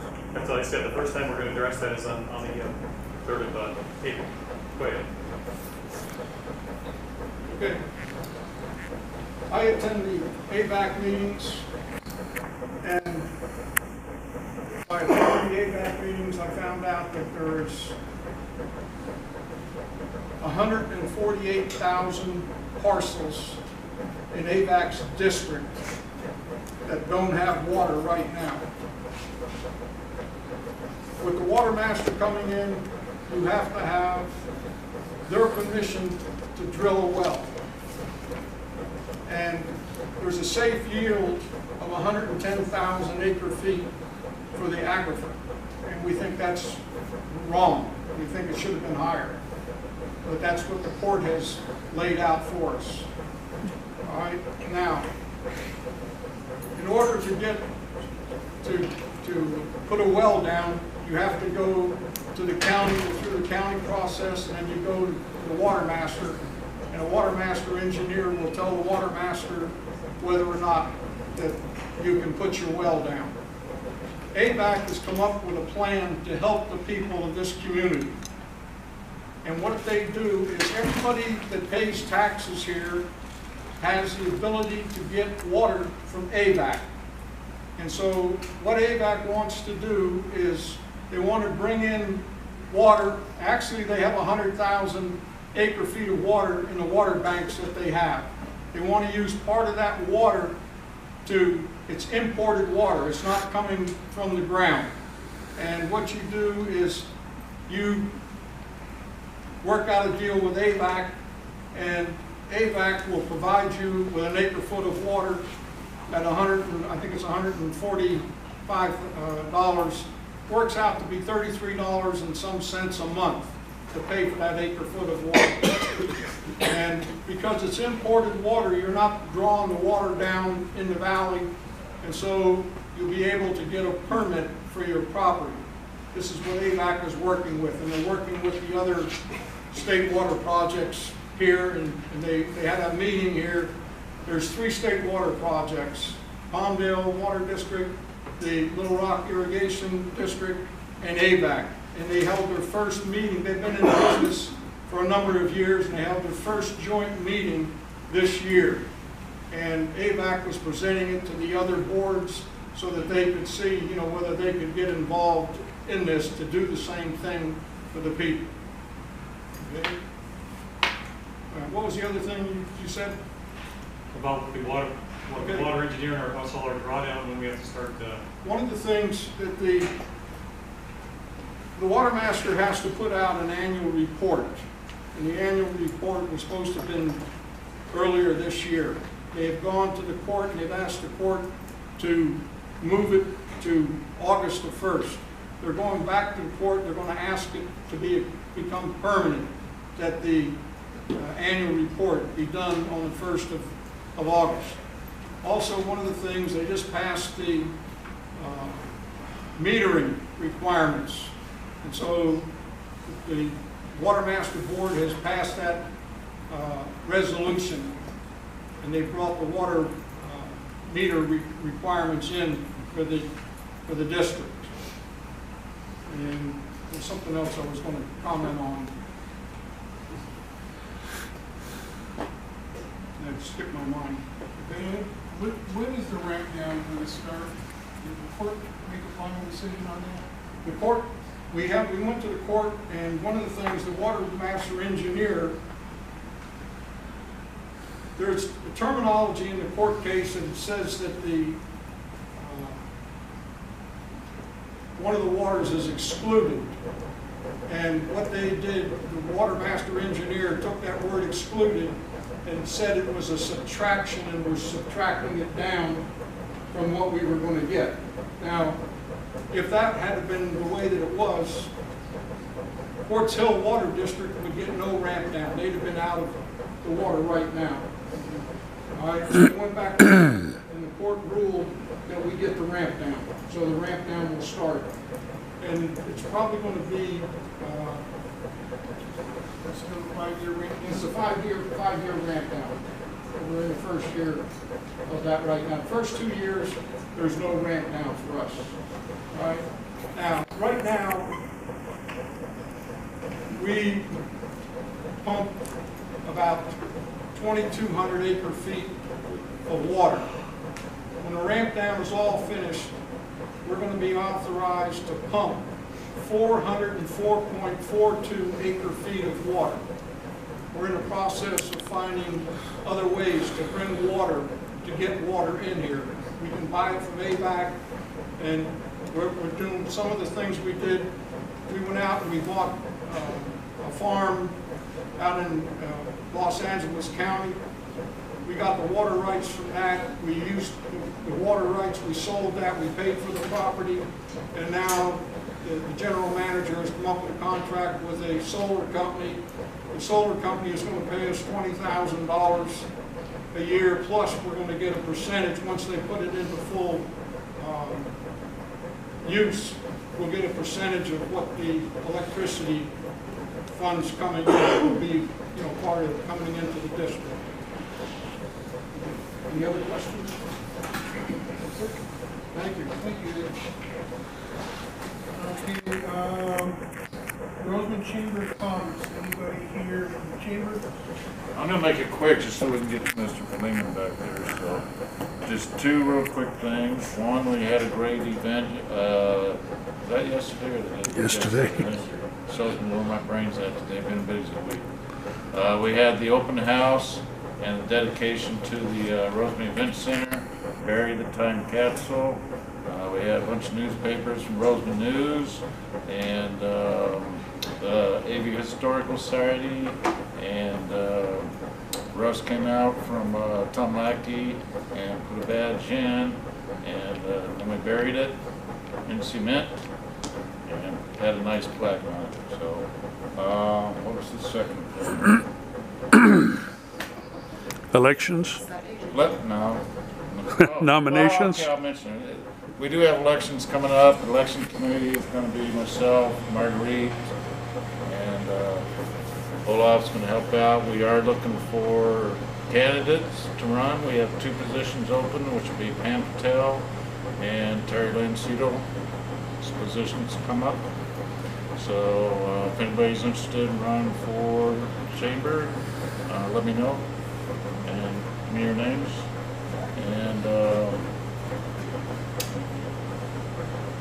there was something else important, I can't remember what it was. So, must not be too important. Anyhow, Okay, Rosamond, have a good day. Cheer. Anybody here? All right, Southern Unified School District.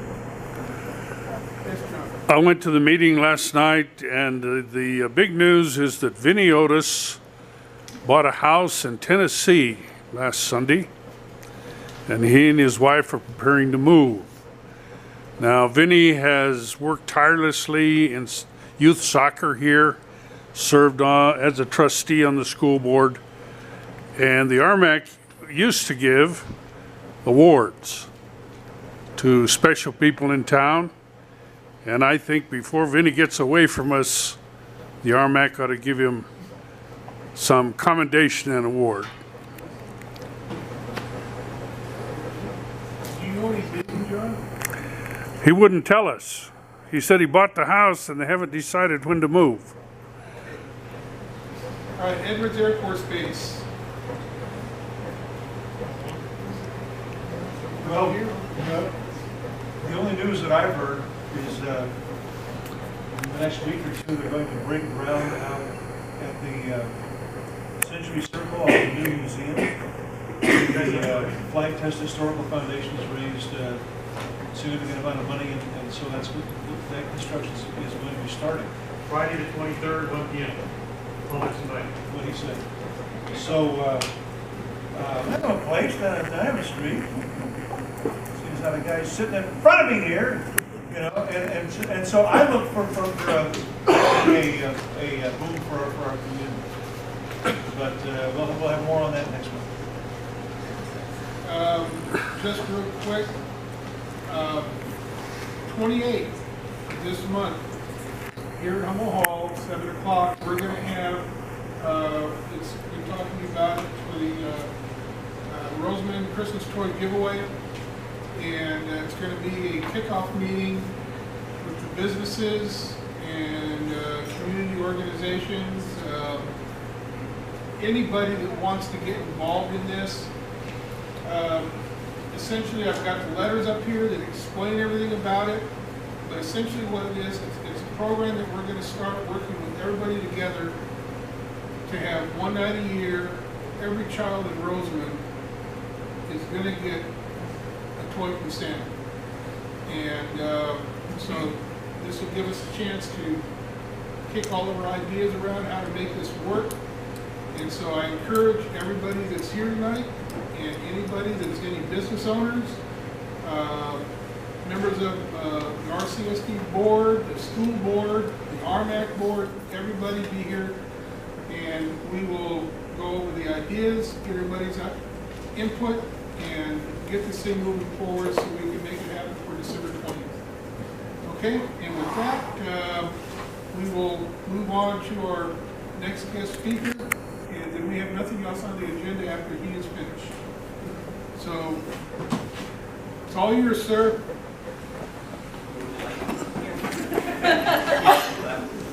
From the campus.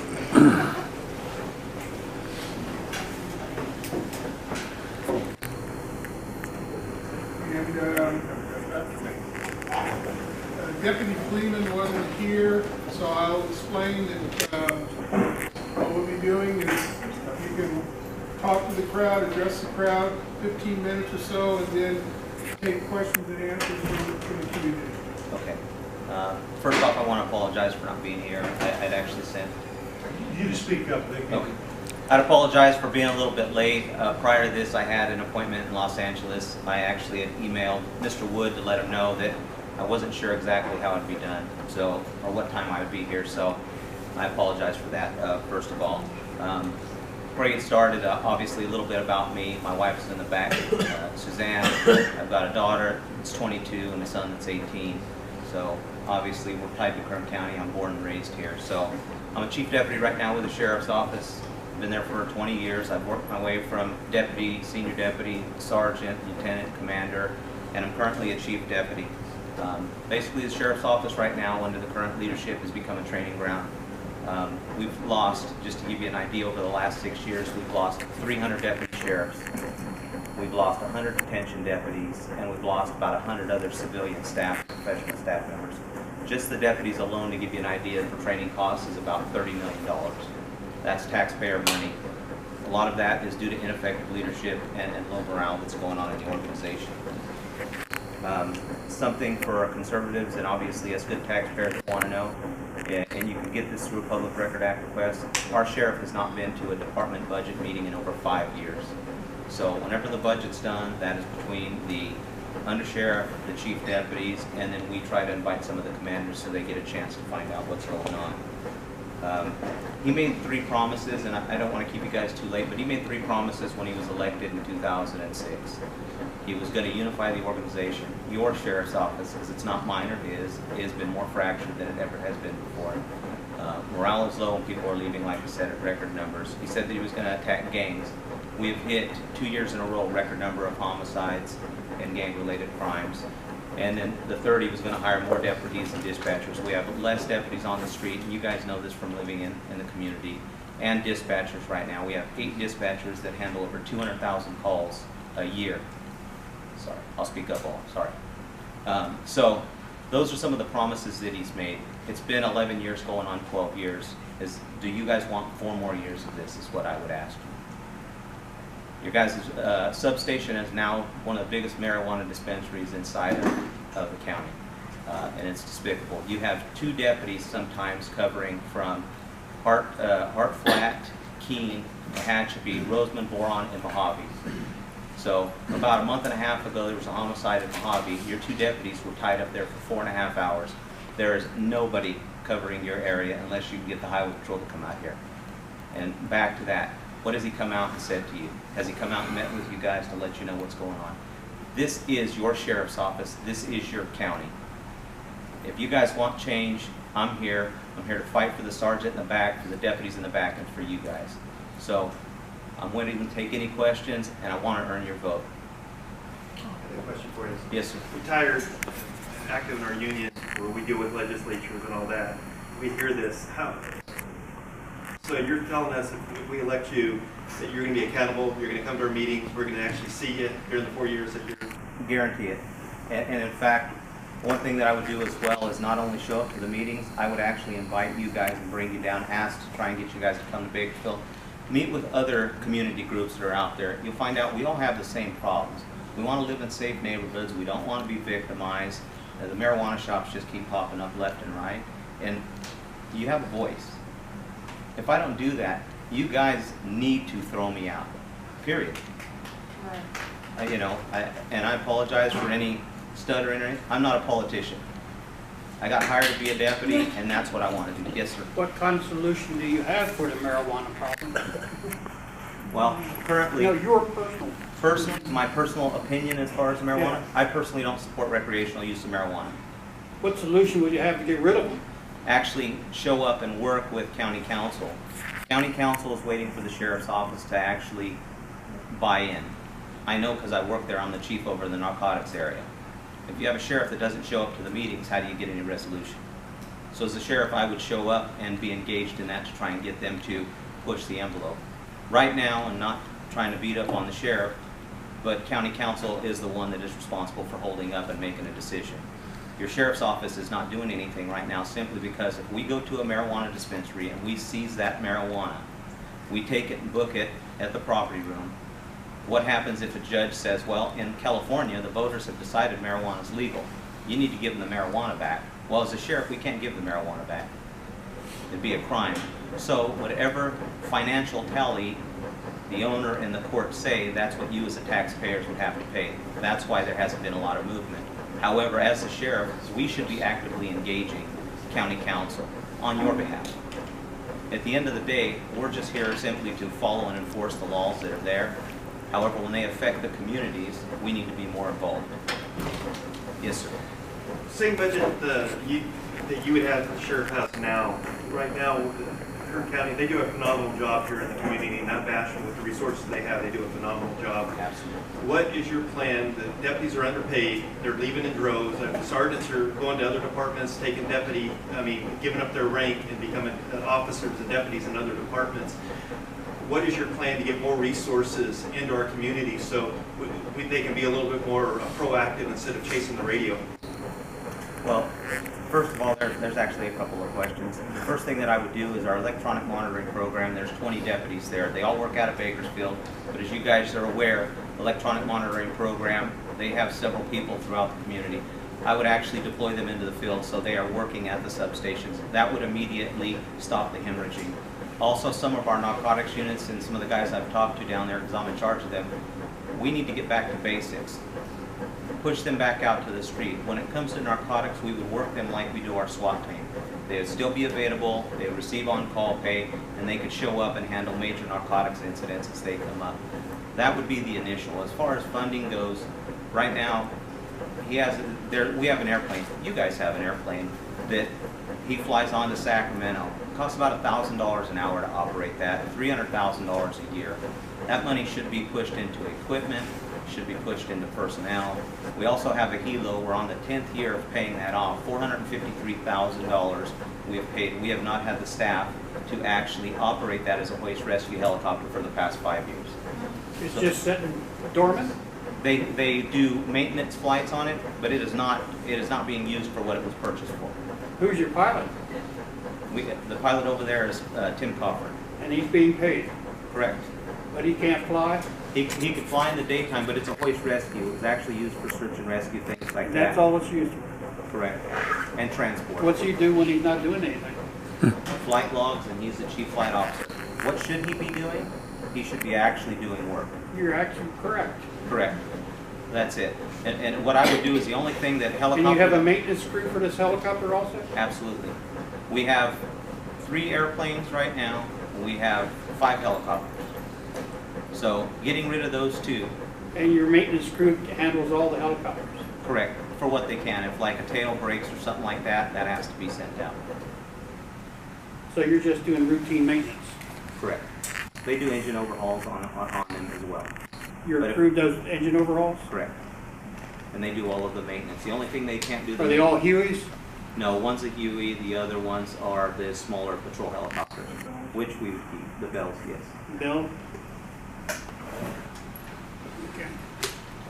Yes, sir. So just to confirm what you two are saying, so basically this aircraft is fully staffed and fully maintained and paid for, but it's not being utilized for what it needs to be utilized for. No, when it was purchased, we had staff. As the staff started leaving, or they would get redeployed to patrol, because some of the guys that were actually working on there as medics and things like that got pushed back out to patrol when we started losing staffing. We continue to pay the lease payment and then fly it.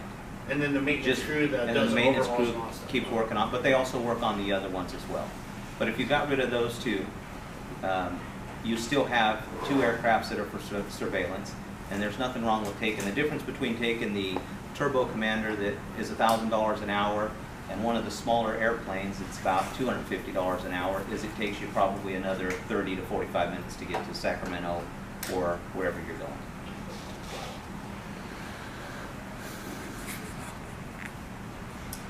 What is your CCW stance? My CCW stance, I'm pro Second Amendment. What I would do is I want to streamline the process when it comes to CCWs. Currently, right now, you fill out your application. You still have to go through the California check, so it's not like we're going to violate any laws or anything. You go through the process to fill out the CCW, you turn it in, and there's obviously a waiting period. We get the fingerprints generally 3 to 5 days back when it comes for CCWs. The sheriff's policy right now is to set and wait for 30 days, and at the first of the month, they get sent out. So if you turn your application in on the 1st, we get your fingerprints back on the 4th. You're going to wait until the following 1st before it gets sent out, and it gets sent to the sheriff, the undersheriff, and all of the chiefs to review. So with the laws in California restricting you as they are already, why should we set and infringe on your rights more than we already have? Because what happens is if they look and see somebody that they don't want to have a CCW, he can say, yeah, we're not issuing one. Also, go ahead. Do you Yes, honor sir. our state CCW? California No. does. That is not the sheriff. That is the state of California. Hopefully, So if I'm from Virginia with a CCW and I come to California, I can't carry my weapon. California does not honor anybody. Why not? California law doesn't have reciprocity. Why not? Well, I have to talk to them. Yeah. Why not? Yeah. Well, he's not going to be around very long. But also too on the CCW portion for me, if any of you guys have a CCW, when you go fill it out, they ask for a reason. Well, why do we all want a CCW? Personal protection. I will change the policy currently, and that's the 2 words that you need to put on there. I do not know why we make law-abiding citizens that want to own firearms lie about why they want to. I don't care about the money that you have. At the end of the day, even if you carry $1 million or you're an avid hiker, you want to protect yourself and your family. Any other questions? Yes. I'd like to thank you for coming to the Rotary Sheriff Appreciation Dinner. It was greatly appreciated, and you heard some great remarks about you weren't there promoting yourself, you were just there shaking your hand and introducing yourself. We really greatly appreciated your presence. Thank you. I tried to stay off of the stage too, but that lieutenant out here lured me up to the stage to take photographs. So we have great people working in, men and women working in this organization. You have a great sergeant out here. We just need to, and I say we, as a sheriff, somebody needs to be fighting for the people and for them to get more staffing out there. Yes, sir. I got one question. I don't know what the staffing levels are in Bakersfield, but the fact that the city of Bakersfield has their own police department, and I know that the sheriff's department works in that area as well, is there, if you become sheriff, is there a way that you can take some deputies from the Bakersfield area and move them into the eastern Kern area to give these guys more, you know, more coverage in the communities, you know, more deputies on site here, where, you know, just from where I'm sitting, it would seem to me that in the city of Bakersfield, giving up 10 deputies for the Bakersfield area, they're not going to really be missed there. At least that's how I see it, but 10 deputies moved out here would make such a difference. So let me explain to you the staffing, because a lot of people have the impression that Bakersfield has a great amount of staffing. There's 50 deputies total that cover Bakersfield 7 days a week, 24 hours a day. In Rosedale, an area that we're talking about, there are 0 deputies in the daytime staffed out there, and the people of Rosedale don't know that. There's 3 in Oildale generally, 3 in East Bakersfield, 2 in South Bakersfield. They put 8 people out each briefing. So bare minimum they are, and this city police department in Bakersfield, they back our guys all the time because they realize the horrible staffing levels that are out there. So that's why I think utilizing the electronic monitoring program and pushing people out to the areas would benefit, because here, you know, everybody's running kind of back and forth from Boron and Hobby. but that would at least provide adequate, I say adequate, less than adequate, but it would at least provide more staffing and more deputies for like Sergeant Anton to go out and have a resource. Any other questions? Do you think that perhaps having an officer stationed down on Diamond Street would prove useful in some preventative measures? I think actually, well, my plan, and I think having an officer anywhere, obviously around the east area would be a good thing. What I would do within the first year of being sheriff is I would have a plan specifically for Rosamond that I would work with the community with. Let's identify the number of deputies that we actually need, not set and just go, okay, well, we'll give 2 here or 3 here. There's six deputies right here. And it goes back to my whole point about politicians. If we get a plan together as a community and we do it, and I'm talking about what's going on and working with the supervisors, and in fact, I'll give Supervisor Scribner, even though he's not here, credit. He's been on more ride-alongs than the sheriff has been on, just this year from the entire time. So that is something that I would do. Work with the community, get a staffing plan that's reasonable, that's factual based, because right now we can come in and say, well, we're down 150 deputies. The truth of the matter is there's no number to quantify the numbers of deputies that we're down. CDC has a formula that they use for the prisons. That's what we actually need to use for the public. And obviously our areas are a lot bigger, so we need to account for that as well. So first year plan, working with the community, we'd know how many deputies that we want to hear. But one deputy, to be quite honest with you, is not going to solve the problem for us. So if you use those numbers, what would the quantification be for Rosamond? I would actually have to figure it out, figure it there, but I have paper and pencil. But they actually, you know, I mean, obviously the state has money, so there's ways to actually get the numbers and find out, you know, what they're using. But also they're confined, so the numbers are going to be a little bit different. And they got the Center for Public Safety Management, which the Board of Supervisors use to kind of evaluate the fire. They also do the same thing for law enforcement. And POST, California Post Peace Officer Standards and Training, they will do an evaluation as well, if you ask. And it's a little harder for the, you know, when you go to the board, it's a little harder to argue because you have somebody else. Yes, ma'am. Follow-up question. Your opponent, the incumbent, mentioned the California Police Officers Bill of Rights during his presentation.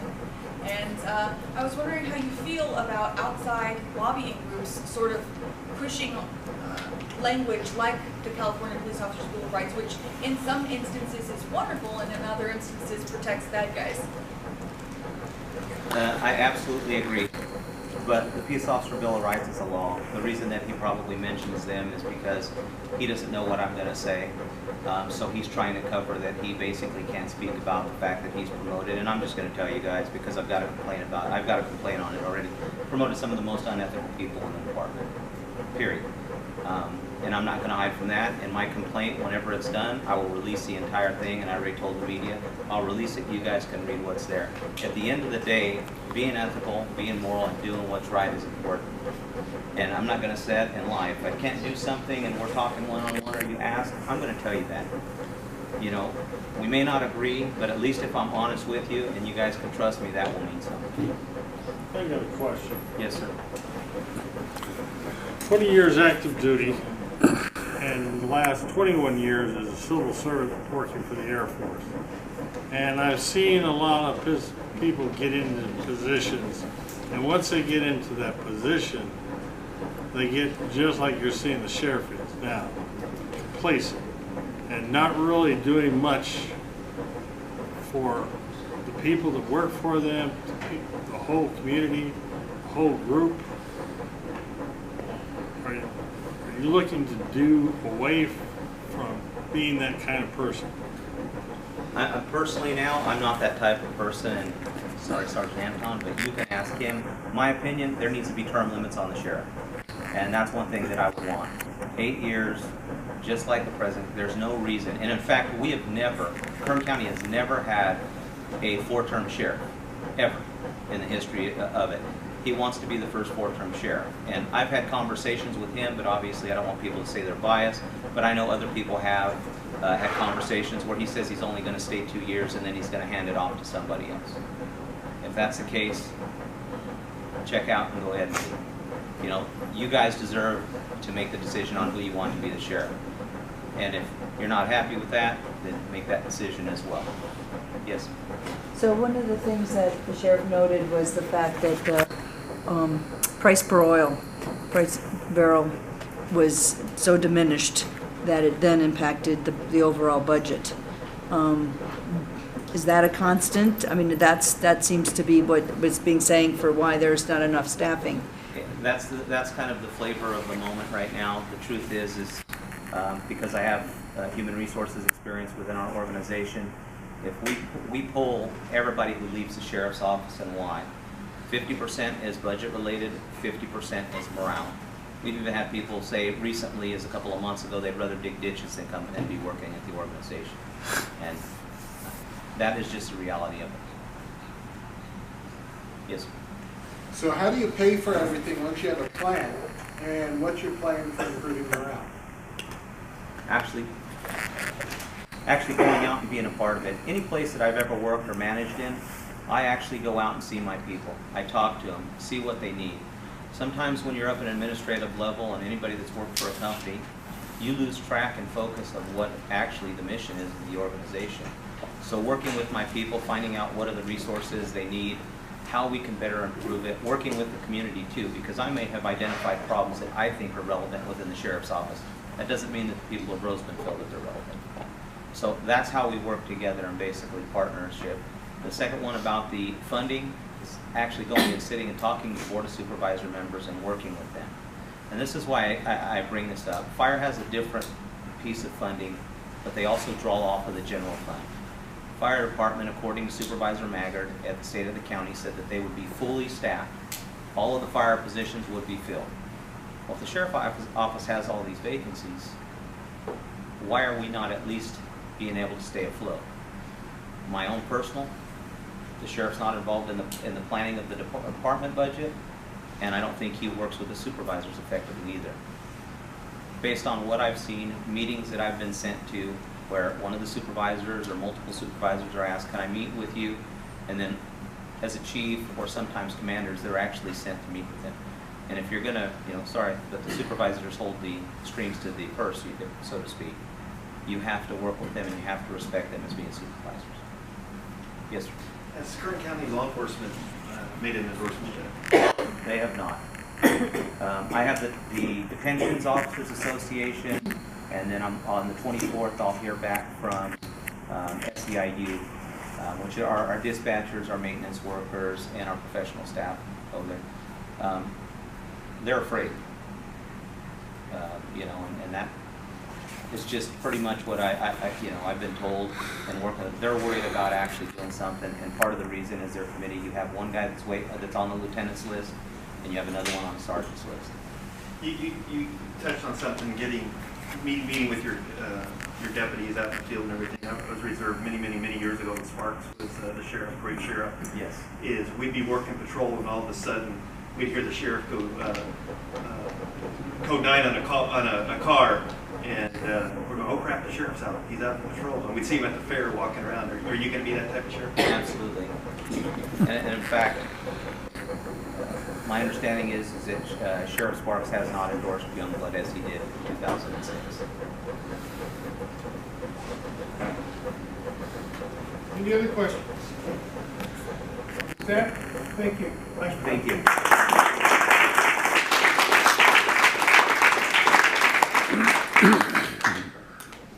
Okay, we're going to cover community announcements and the public comment period, and then we'll go to adjournment after that.